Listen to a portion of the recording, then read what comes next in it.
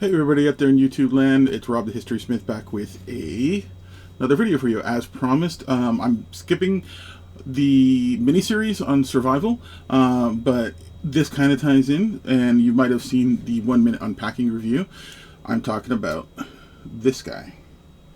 So this is a 22 long rifle.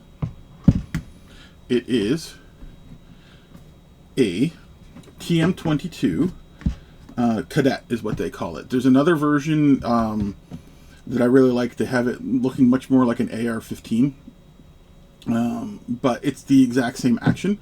And today we're going to take a look at some of the features, and we're going to do a bit of disassembly to see exactly what this rifle consists of and what it can do and its build quality. So let's get to it, shall we? So the scope, you can ignore that. That was just because it looks cool. I'm not shooting with it. So I'm going to take that off, put that aside. It's way overpowered for a 22 long rifle. I think a red dot on here would fit quite well. But let's take a look at the top rail to start with. So it's a nylon top rail, and it's a nylon mono stock. But the top part's kind of interesting. It has a nice little pop-up rear sight there. Hopefully you guys can see that right down in there. I'm going to zoom in a bit for you. So that's the little flip-up sight. Down, up. So I was saying, flip-up sight. It is plastic, but it's good at flips because I would guarantee you $1 million you're going to break that thing quite easily if it didn't flip down. It's got a pin on the back here, and it's got a plug. From the photos, from the diagram in the manual, it looks like you need to drive that out, and then the recoil spring will come out. But we will get to disassembly in a little bit. But the pod on the bottom here, the monopod, that's a cheap little device from the Amazon. So let's take that off as well. Take off the tension, push it down, take off more tension. There we go. All right. So that was mounted to the stock sling point there. Obviously, I think this is really probably best used for something that the little bipod here. We'll look at that bipod a little bit, but for now, we're looking at the rifle. So I take that off so we can take a look at the bottom here. That's the main action screw. Once you undo that, the whole upper part will come off. This is screwed in. That's a 5mm Allen key. It's got a cross bolt safety here. I'm not a super huge fan of this style of safety because all it's doing is blocking the trigger. It's actually not holding on to the hammer or the sear of the firearm. In this case, I do believe it's a hammer. I haven't opened it up yet to get in detail, but for what I'm saying, it looks like a hammer. We're just going to go to the back first. So you have an adjustable comb. And I find actually on the lowest setting, with the iron sights, plastic sights, they work really well. And the cheek rest here gets... I'm a big guy. I don't know if you guys seen some of my videos. I'm a big guy. I'm 6'4", well over 300 pounds. Anyways, it fits me fine, even though it says meant for kids. But I think one of the big aspects for that too is the spacers here. We'll also get to that in disassembly as well. For now, we're just going over the features, shall we? So going back forward, you got your magazine well, and you have a nice little paddle release. So that's always nice to have. I do like the paddle releases, but there's a caveat to that. So let's take a look at some more features first, and we'll cover the magazine. So if we go all the way to the front, it says it's adjustable, this sight, and I'm assuming it is. You can see it's springy. I thought maybe it was just springy so it wouldn't get damaged, but the manual says it's adjustable. Or maybe not the manual, but the websites that are selling this say it's manually adjustable. There is a screw under here somewhere that I do believe would probably adjust your sight height. If you've probably seen the unboxing, one of the nicest features is the barrel nut. And the 10, okay, please, if I get this wrong, correct me, but be good about it. I think it's a 1024. it's a standard thread, essentially. I can never keep the number straight, but it's a standard thread, so this will take, I think it's really designed for suppressors in the US. In Canada, you could put a nice little fancy flash suppressor or muzzle device on there. It's a 22 long rifle, so you're not dealing with a lot of recoil. It is a quite light rifle, so that's a positive. Obvious, that's always a positive. And this little feature here is cool, but it's really freaking hard to get off. Let me pause for just a second, if I can. Alright, unpaused. Magic of whatever this is, OBS. So that's the device I use because I don't want to scar it. It's all plastic. You can pull that off, and you got nice access to some Pintakeni rail there.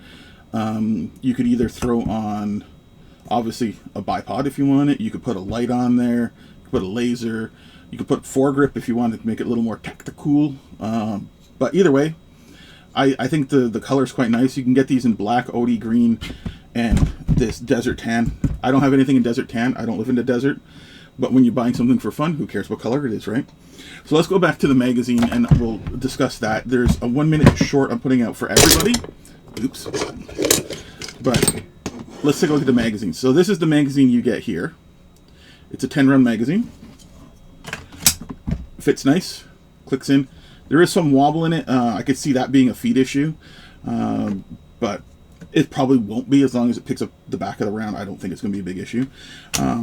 So that's 10 rounds. They make a 15-rounder, which is like half that. And then this is the 25-rounder. Problem is when you put the 25-rounder in there, it fits perfectly, but it does not lock in place. And the reason why it doesn't lock in place is, you can see there, the 10-rounder has a notch cut in the back, something like an AK or an HK would have. The off-the-shelf one that says works with all TM22 rifles does not work with all TM22 rifles. So I'm going to have to file that out. I'm probably just going to make a little virtual object in CAD and then just CNC it out with a cheap little machine I have. So anyways, keep in mind, guys, if you do buy the larger magazines for the Cadet, it will not work in the AR-15 style looking one. But I can tell you that the Cadet one will, because you can actually see the cutouts here for the ambidextrous magazine release in the TM22, the standard one. This is the Cadet. It's actually made by Derya Arms, Turkey, but on the box, I believe it's exported by Canik, or imported by Canik, but either way, it's a Turkish gun. Once more, don't rely on, don't put your life on the line with a 22 rifle if you're going to go out into the woods. This ain't going to stop a bear, as we hopefully should know. Alright, let's take a look at the charging handle. That little snap noise, that was the hammer snapping back. Yeah. Chamber flag. Oh, sorry guys. Dealing with a pretty nasty burn on my thumb. No pain, but no feeling. So that kind of sucks. Charging handle, I believe it's a 3mm Allen key. I'll show you how that comes out, but basically you can swap it to either side, which is kind of nice. It's too bad you can't get the ejection to swap sides, but hey, this is a very inexpensive rifle. Very, very inexpensive rifle. In the States, you're probably looking at $200. In Canada, you're looking at the $260 range right now. With store pricing. I don't know what the suggested retail price is, but anyways, let's move on to let's have a look at some trigger pull. Let's do that, shall we? All right, red is dead. This has been cleared. Obviously, it had the chamber flag in it. It was cleared even before that. Treat every firearm like it's loaded, guys, or else one day you'll find one that is, and you won't know what to do when you get shot. Alright, trigger pull. Here we go. I don't particularly like this trigger, so let's find out what the strength is. That was 5 pounds. I'm only going to do this a couple times. I know you're not supposed to dry fire. You're not supposed to dry fire, rimfire. I don't need to be told. This is a new rifle. Hopefully new materials. 4 or 5 of these dry fires, I don't think it's going to hurt it. So, enough explaining why I'm doing this. And let's do another trigger test. And that broke at 5 pounds. It's breaking at 5 pounds on the dot. I think that's good for if you're using if you have this with children or something like that, and you're teaching them how to shoot, I think a heavier trigger, not the funnest thing, but it is a bit of a safety bonus, I would say. All right, let's take a look at the rear here. Trigger the butt,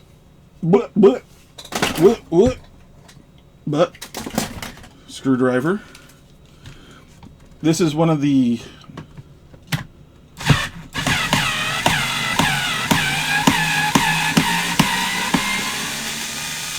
probably using a bigger screwdriver head.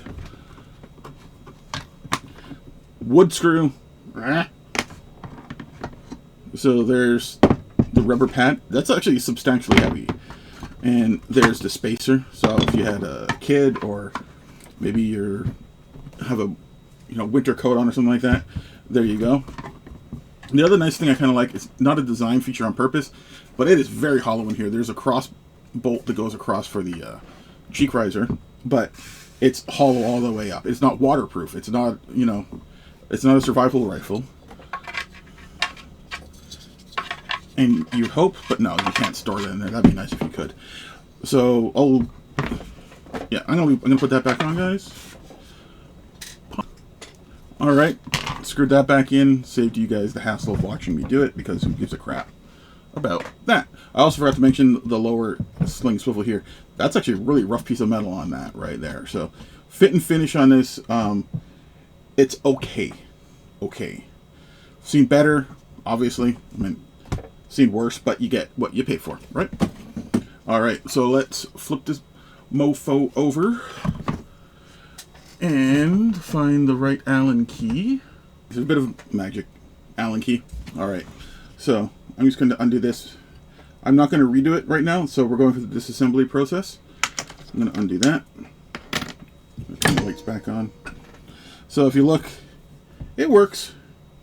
It's just an Allen screw and a little knurled body there. So simple but effective. That's all that matters. Going on to the bottom, you can see it actually balances upside down quite well. Going to disassemble the lower screw, and you'll see the brilliance of this design in a second once I get the screw out of here. Screw goes there. There we go. Stock comes off. And I've looked down in there. Reinforcement. There's a little notch on the back there that the receiver hooks into. This hole continues all the way into the stock, so hence another reason why it's not a waterproof stock. I'm sure with a bit of effort you could make it, but I would probably store survival stuff in there for me. Nothing crazy, if you're allowed to store extra ammo, that's probably what I would do. You can't store ammo with your firearm in Canada, and I know each state is a little bit different, so figure it out yourself. I'm not your daddy. I hate that expression so much. Anyways, with the fire control group, those are the two screws there. This is just a nut that the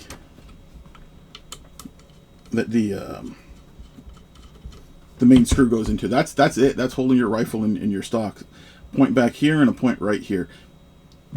It's not going to be an Olympic shooting gun, right? We all know that.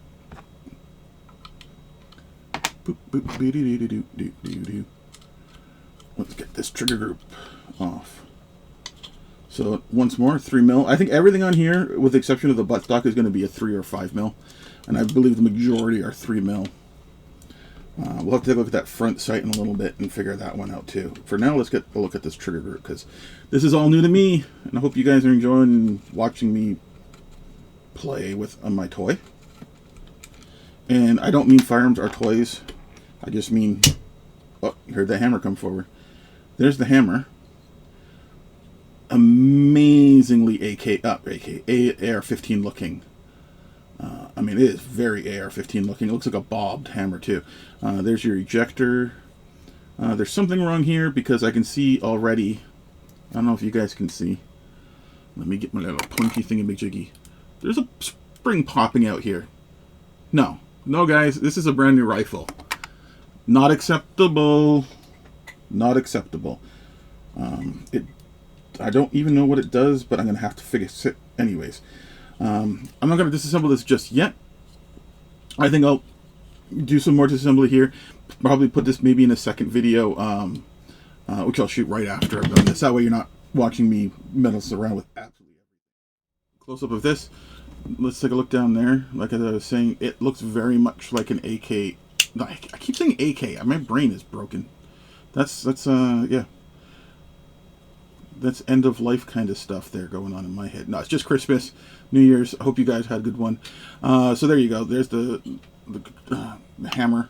I would not let that fly. This is just a polymer thing. Do not let your hammer loose, or you will wreck your caboose, or your trigger group in this case. So we were looking at the video before, and now we actually have a bit of a close-up. Still very hard to see, unfortunately. It's only a tiny, looks like a tiny amount on screen, but there's a good like 3 or 4 coils of the ejector spring poking out. And like I was saying, if you were to try to fire this, this isn't going to fire. I mean, it will fire one shot, and then the blowback will run into this and jam itself stuck, if not bending and destroying your ejector. Sorry guys, trying to keep that in frame. Sorry about that. You can see there's a bit of movement, but nothing like it's supposed to. There's the trigger, the paddle release down here. I'm not going to remove that just because I don't believe it's necessary at this point. It's got a pretty heavy spring, but I find a lot of the springs here are set quite well, so you're not fighting them too bad. The recoil spring is probably going to be the only exception, but find me a gun that doesn't have a stiff recoil spring, and that's why they're supposed to. Alright, I'm going to try to fix this. First thing I'm going to do is, it's clearly held in place. Well, there's a couple pins. You can see, I don't believe this should be sticking out either. But it's not the, as far as I can tell, it is the pivot point. So I'm going to drive that one out first. I mean, that should be flush. Come on, guys. Quality control. I mean, this is, you can literally see this. This thing has never been fired. It's straight out of the box. So drive that out. Pin comes out. Hold it with your fingers because you don't know what's going to happen. There it is. Look at that. Look at that kinky spring. And you thought your parents at a swingers club was bad. This is, okay, not as bad. That's pretty straightforward. I believe I can just spin it around. There's a little buffer pad back here, which is nice.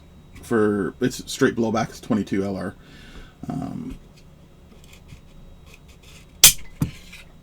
There you go. Bolt came out. That snap you heard was the recoil spring that's up in here. You can see the recoil spring. Hopefully you can see it. There's a recoil spring buried deep in the deep, right in here. So that's a bit of a pain. You're going to definitely have to drive that pin out in order to get that bolt back in. How is the barrel fixed? It appears to be one pin here holding on what they refer to as the upper. And I do believe this is the upper. Oddly enough, this is the... Well, this must be the receiver, not the upper, because we have a serial number on it. And we have serial numbers on the barrel, but as you guys know, in the US, I think everywhere in the world, the serial number has to be on the receiver. The stock wouldn't make sense. Trigger group, you could. I can already look at that pin sliding out, guys. Look at that sloppiness. Wow. Boost must be cheap in Turkey because somebody's been drinking. The bolt, let's see here. Ooh, nice. Double extractors. That's always nice. The ejector, oddly enough, is back on the trigger group, but you got double extractors. You got a spring-loaded firing pin.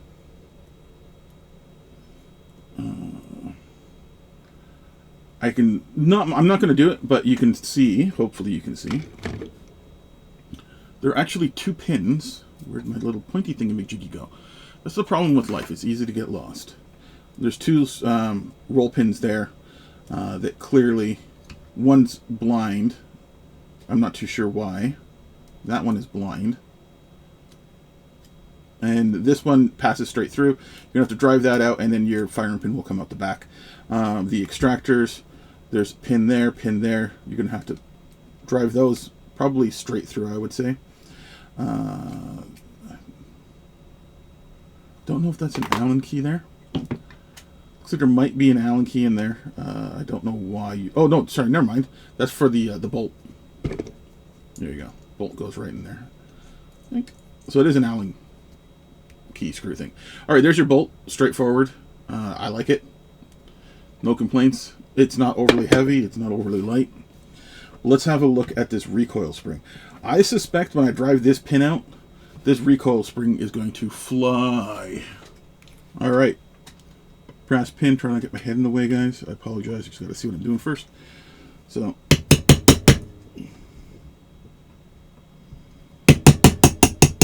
pin's coming up pretty easy. I'm going to cup it on the back because I'm expecting that cap is going to fly off. Pin's almost out. Yep, that's a lot of spring pressure, and this spring has been, yeah, that's a lot of spring pressure. If the bolt was still in here, you'd have even worse of a time trying to get that thing out. I'm gonna leave the pin as it is, but there you go. Recoil spring, follower, and end cap. And actually there's a hole in the end cap that the pin drives through. I kind of wish it would just fit in friction fit or something like that, but it doesn't matter. It's all good. I am not going to drive this pin off because I don't see a point in removing the plastic housing because there's kind of nothing left there other than the flip up sight. There's two holes through here. They go straight through. I guess that's for probably putting a set screw or something like that to keep your scope aligned. Now let's have a look at this nose piece, shall we? All right. Now I know there's a spring under here. It's actually pretty heavily sprung, so let's be careful and let's not break or lose anything. It came out. Pull that out. Okay, it's actually not bad. Spring pressure is not bad. There's your blade. There's a rear spring here. When I look down,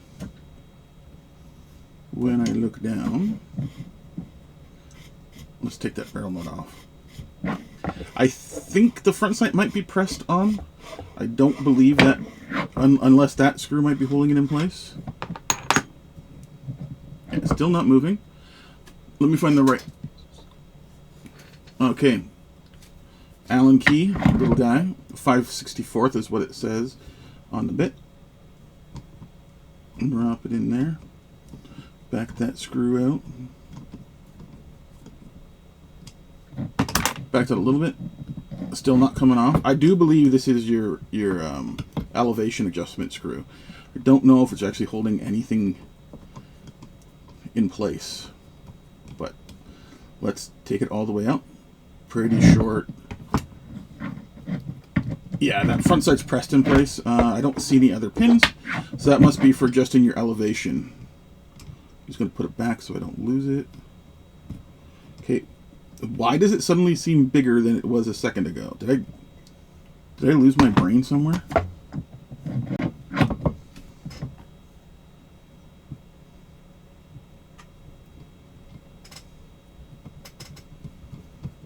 That is well, it should be a tight fit, right? I'm just going to put it all the way back down to its lowest point.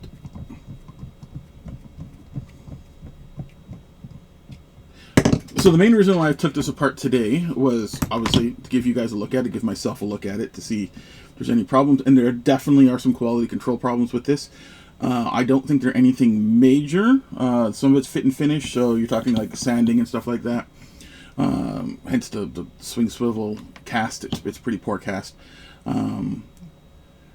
This messed up spring, I see what it is. So I'm gonna get to that. That spring, this follower is supposed to go up and down as the bolt passes. That was probably that loud click when I pulled it back. I think it was that spring that's not set properly in there. And I will be sending them a message, not because I want them to do anything. I would appreciate it if I owned a company and someone said, hey, I found a quality control. Because it might be 1 in 1,000 or it might be 1 in 1, right? Like every single one might have the problem or not. back to my ugly face. Alright guys, thank you for watching, and I hope you enjoyed this little look at the TM22 Cadet. Like I said, the trigger pull's a little long, a little creepy. There is some fit and finish issues. Nothing that I think would make the rifle dangerous. Definitely some that would make it malfunction. But all in all, I like it, and I want to at some point design some lowers for it to give it a bit different look. I want to maybe turn sci-fi, maybe turn into Tommy gun. We'll see. Definitely not going to be AR style because that's boring, and I don't know why it's so scary to everybody. I just find it kind of boring. Alright guys, thank you for watching. Please stay tuned for more. Please like, subscribe. I'm almost at 200, so close. 4 people, guys. I only need 4 people, and you'll get me to 200. It doesn't really mean anything for me when it comes to making money, but it feels good knowing you guys like watching this stuff, and I'm not just wasting my time. You know, so thank you very much, guys. So, like, subscribe, and I will see you. Okay, quick addition for you guys. I'll squeeze this in somewhere. I was talking about this recoil spring being nearly impossible to deal with, putting the bolt in and out, and I also mentioned that there was 2 holes on the top here, and I wasn't sure what those were for. I thought maybe they were for scope, and I realized they actually go straight through and they're in line with that recoil spring. So what they're meant to do is you retract. See the follower's gone back. You push that punch through. The follower is now caught on the punch. So there's a recoil spring. There's a black follower there. It's now caught on the punch. Put that back to normal. I'm going to take the bolt. That stud there fits into that rail. And if you notice, I can hopefully, there we go, push that back in there. See, it's kind of loose. Pull that out. There we go. Bolt back in place.